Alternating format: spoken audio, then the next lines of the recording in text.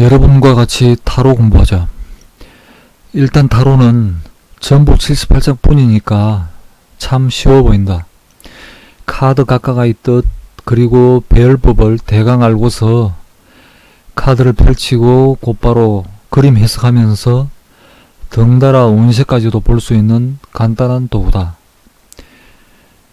카드 뜻을 모르면 사전처럼 책에서 금방 찾아보면 되고 배열법은 더 쉽다.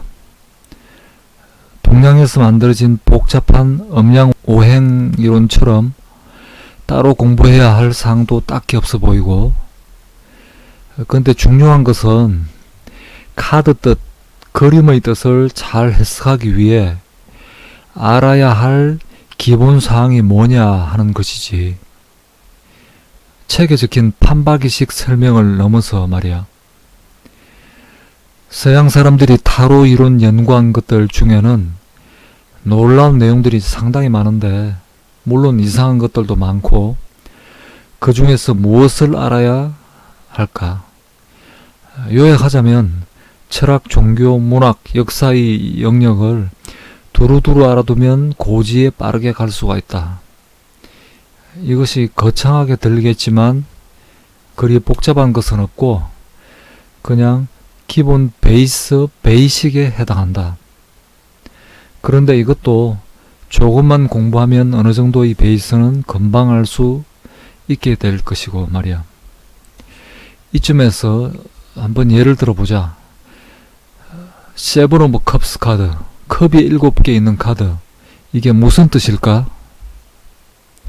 나의 예전 경험인데, 타로 그림을 처음 접한 어떤 사람이 이 카드를 보면서 말하기를, 마음속에 품고 있는 꿈은 많더라도 그림 속에 구름이 많으니까 실제로는 허황되고 어떻고 하는 식으로 그 사람 나름대로 재치있게 뜻을 짐작하면서 그럴싸하게 해석하는 것을 구경한 적도 있는데, 딱 그 정도 수준의 상상력이고 그 이상을 넘기는 다소 어렵지.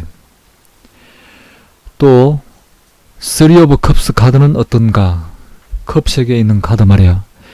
이것도 한번 보자.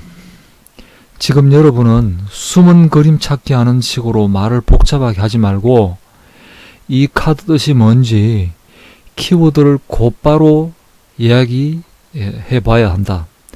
빠르게 말해야 되고 떡을 들이면 안 된다. 만약에 타로 공부했던 사람이 꿈을 그린다면 기본 공부는 아직도 부족한 것이라고 말할 수 있겠다. 어떤가? 감은 어느 정도 잡히는 듯한데 잘 표현하기는 조금 어렵지?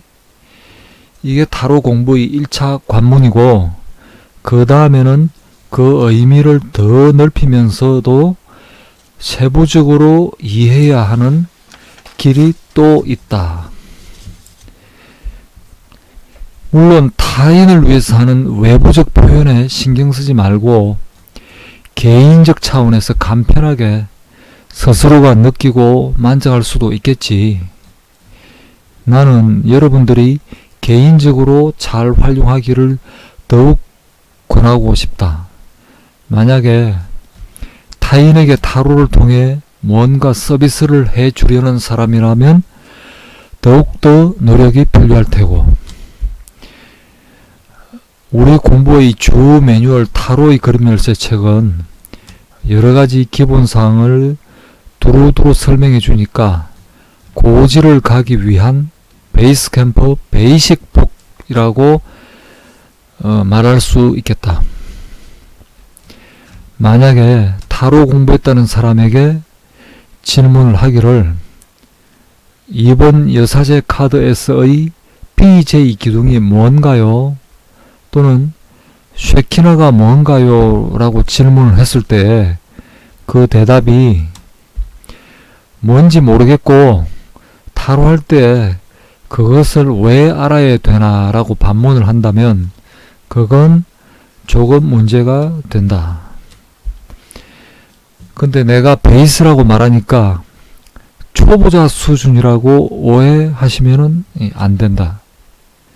기초, 토대, 근거, 근본 원리로서의 가장 중요한 내용이라는 뜻이지. 이상한 것에 휘둘리지 않게 될 정도의 즉 표준적 수준을 바탕으로 해서 시작한다면 앞으로의 좋은 발전과 판단력의 근거가 생긴다는 얘기다. 다른 사항도 참고적으로 얘기해 본다면 지금까지 타로 공부를 많이 하셨고 경험도 많은 사람이라면 추가적으로 성배의 전설, 신플라톤주의 같은 분야들까지도 가능하다면 연구해 보기를 권해드린다. 신플라톤주의에 대해서는 내가 이번에 간략하게 알려드리겠고 추후에 상황이 된다면 더욱 자세하게 설명할까도 생각 중이다. 지금까지의 이런 서론을 통해서 내가 말하고픈 핵심은 디테일을 공부하자 이런 이야기다.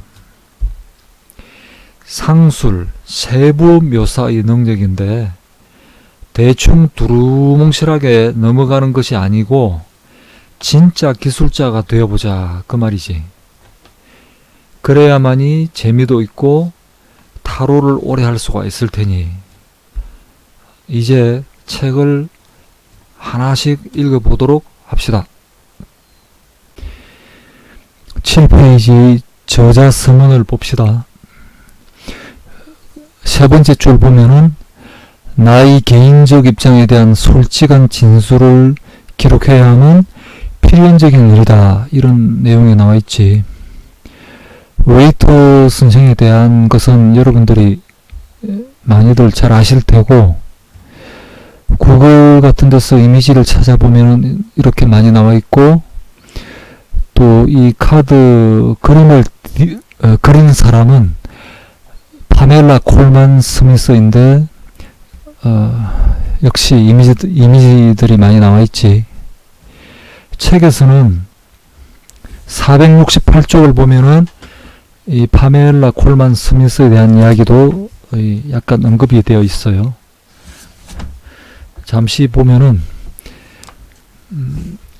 나는 파멜라 콜만 스미스가 나 자신이나 다른 사람으로부터 임의의 유동적인 이미지들을 아무 생각 없이 우연히 손에 넣지 않게끔 주의하였다.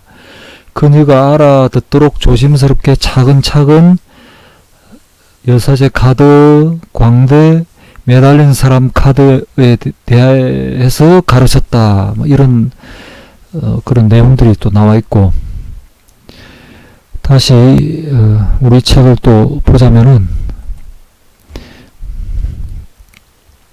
7페이지 우리는 우리의 주제들 및 지론들이 오직 최고의 것들, the highest, 최고라는 가치와 관계하고 있다는 것에 반드시 유의해야 할 것이다. 이건 아주 중요한 이야기지. 그리고 그 밑을 보면은 어떤 사람들에게도 의심스럽게 보일 수 있는 상태에 있다. 그렇기 때문에 이 웨이터 선생은 자기 자신의 입장을 솔직하게 설명을 지금 해야 되는 상황이다. 이제 그런 이야기지. 그래서 다음 페이지 8쪽 보면은 장미 십자회가 나오고 그런 이야기가 나오고 위대한 스승들은 비법의 하인들의 하인이나 신참자들의 무리와는 서로 구별이 된다. 그런 식으로 자기 자신의 입장을 또 이렇게 설명을 하고 있는 것이지. 이런 카드들은 원래 그 자체가 다른 영역에 속하는데 왜냐하면 그것들은 대단히 고차원적인 상징성을 포함하고 있기 때문이다. 이 말은 계속 나오는데 아주 중요한 이야기이고 그런데 그쪽을 보면은 그 주제는 카드점 치는 사람들의 사업의 장사 미천의 일부분이 되었다. 이런 이야기도 나오고, 그래서 이제 마땅히 그것이 구출되어져야만 하는 때다. 이런 또 상황에 대한 또 설명도 하고 있고, 여기에 대한 내용들은 책을 읽어 나가면 지속적으로 나오기 때문에 그런 자세한 내용들은 알 수 있을 테고, 그리고 이제 10쪽을 보면은 그 세 번째 줄 보면은 나는 놀이카드의 역사에 대해서는 조금도 알지 못하고 관심이 없다, 그렇게 되어 있는데, 실제로 이 타로 카드, 타로의 역사에 대해서 플레잉 카드, 통속적인 플레잉 카드로부터 많은 그 내용을 영향을 받았다. 놀이 카드로부터 유래한 것이다 라고 하는 관점에서 연구하고 해석하는 사람들이 지금도 많단 말이야. 그렇기 때문에, 근데 우리의 책에서는 그런 식으로 접근을 하지는 않지. 상징적으로, 그리고 다소 신비적 차원에서 해석을 하고 있는데, 어떻든 간에 놀이 카드의 역사에 대해서 관심 있는 사람들은 요즘도 이런 것과 관련해서 여러 가지 자료가 많으니까 한번 찾아서 공부해 보시면은 나름대로 많은 걸 또 발견할 수 있을 것이다. 그런 이야기를 또 나는 하고 싶고, 그리고 이제 11쪽 보면은 이제 본문이 나오는데, 최고의 이성이 중재자 역할을 한다. 뭐 이런 내용들. 그래서 12쪽을 보면은 명백하게 기만적인 것 또는 적어도 철저하게 불합리한 것을 만나는 것이 늘 참신하다, 빈번하게 발생한다는 것이지. 이런 타로 같은 분야에 관련해서 말이야. 그러나 역사적인 그 모습들, 상황은 그런 잘못으로부터 회복할 수 있는 원기 회복의 어떤 그런 능력을 가지는 것처럼은 잘 보이지 않는다. 또 이런 이야기도 하고 있고, 우리가 타로를 더 고차원적인 상징성의 법칙에 따라서 연구하기 위해서는 그런 그 현명함이 요구된다. 그런 내용도 계속 설명을 하고 있네. 진정한 타로는 상징이고 그것이 우리에게 전해주는 것은 다름 아닌 언어이며 또한 기호들을 제공해준다. 이런 내용들 우리가 뭐 계속 공부해야 될 내용들이지. 14쪽을 보면은 여기서 중요한 내용들이 있는데, 본서는 또 특별하게는 이전에 내가 암시했듯이 개정된 카드 세트 그 자체를 소개하려는 목적을 가지고 있고, 꾸밈 없는 진실을 말하기 위한 것이다. 이런 이야기. 그리고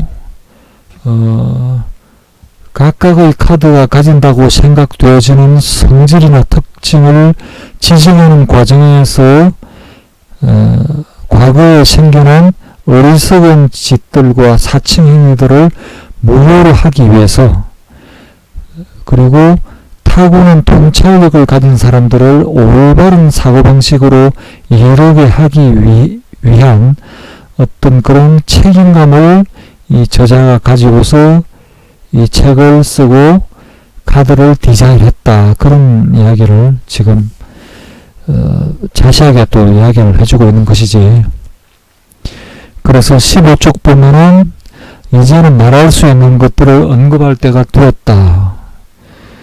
그리고 타로 카드의 14세기 이전의 역사는 없다. 이런 이야기도 해주고 있고, 이제 그 밑에는 또 역사에 대한 이야기를 하고 있는데, 저자가 아주 흥미로운 그런 또 이야기를 하나 해주고 있지. 뭐냐면은, 타로가 어쩌면 알비파들의 비밀스러운 상징음으로서의 역할을 했을 것이다. 이런 이야기도 해주고 있고, 이 알비파에 대한 내용은 이 책의 327쪽에서 자세히 설명하고 있기 때문에, 이런 역사에 관심 있는 분들은 그런 내용들 별로 복잡하지 않으니까 그런 내용들을 읽어보시는 것도 아주 좋겠다, 그런 생각이 듭니다.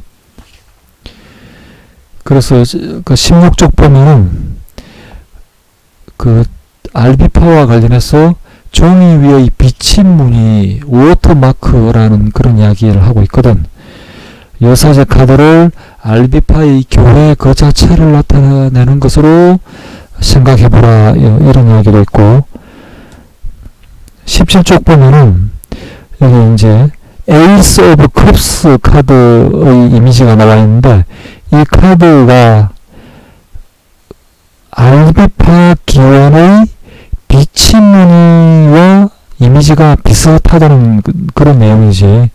그래서 타로는 알비파 기원으로 볼 수도 있겠다, 이런 식의 설명을 하고 있는 것인데,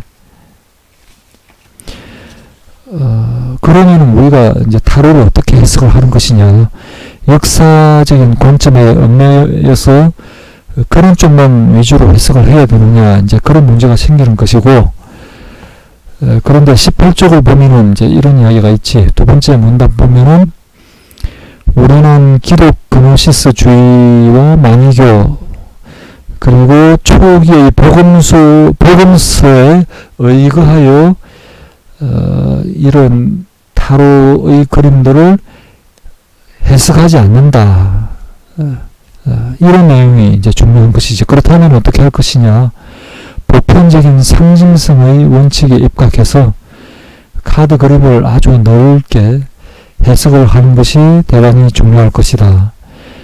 이제 그런 식으로 생각을 가지면서 계속 책을 읽어 나가면 될 것이라고 생각을 합니다. 우리가 타로를 공부할 때 플라톤주의라든지 신플라톤주의, 이런 것은 조금 알아두면은 그림을 이해하는데, 타로 그림을 이해하는데 도움은 될 것 같습니다.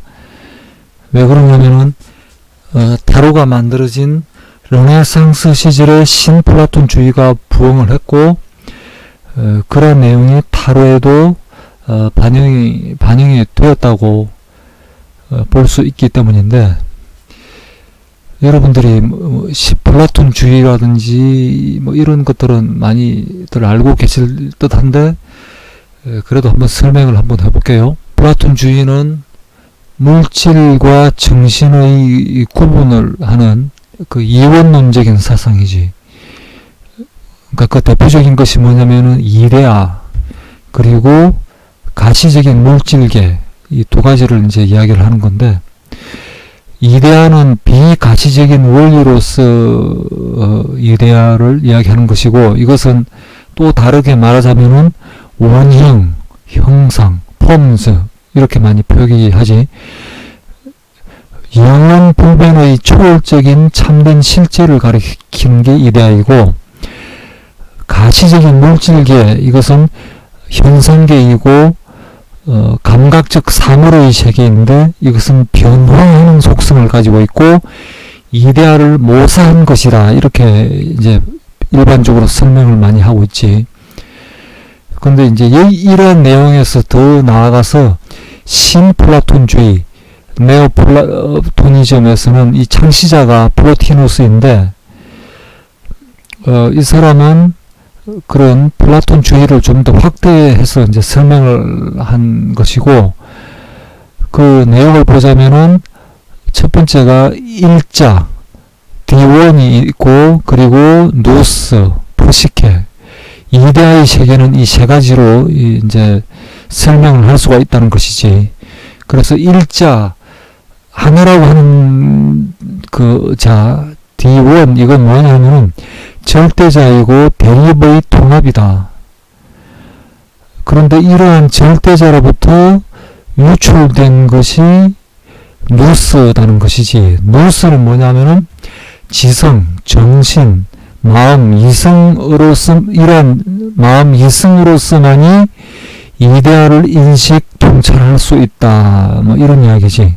이것은 이제 인식의 기능을 말하는 것이고, 또 스피릿 이렇게 이제 표기를 또 할 수도 있고, 그리고 이런 누스로부터 유출된 것이 포식계, 혼, 생명력, 소울이다. 이렇게 이제 해석을 하는 것인데, 우리가 사는 이 세상의 합리적이고 이성적인 구조라든지 원리를 보자면 누군가가 그것을 설계를 했을 것 같다라고 충분히 또 자연스럽게 짐작을 할 수가 있지. 그냥 세상이 막 움직이고 작동하는 것은 아닐 테니까.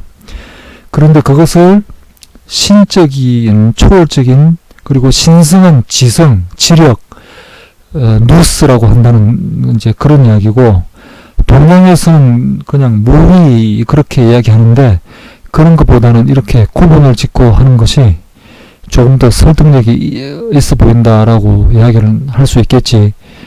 그래서 타로에서는 일자로부터 유출되는 모습을 보여주는 카드가 더 매지션, 마법사 카드의 이미지가 이제 이런 그림을 묘사하는 것이다 하는 것이고, 그리고 이런 유출 말이야. 그리고 다시 그런 소울이, 혼이 다시 일자로 귀환하는 모습이 더 월드, 세계 카드에서 보여진다. 이제 이런 이야기거든. 그래서 타로의 이미지는 이러한 이데아를 전체적으로 묘사하고 있고, 또 혼, 소울이 일자로부터 유출된 다음에 여러가지 미덕의 모습을 보여주고, 다시 그러한 일자로부터 귀환하는 그런 이미지를 타로의 그림에서 상당 부분 보여주고 있다. 그런 차원에서 이 신플라톤주의의 어떤 내용을 이해한다는 것은 타로 그림을 이해하는 데도 도움이 되고, 또 이런 그 소울, 스피릿, 이런 누스, 이런 그 용어들은 신비학에도 자주 등장하기 때문에 알아두면은 여러가지 그 책자들을 그 독서하는데 도움이 많이 될 것이라고 생각을 합니다.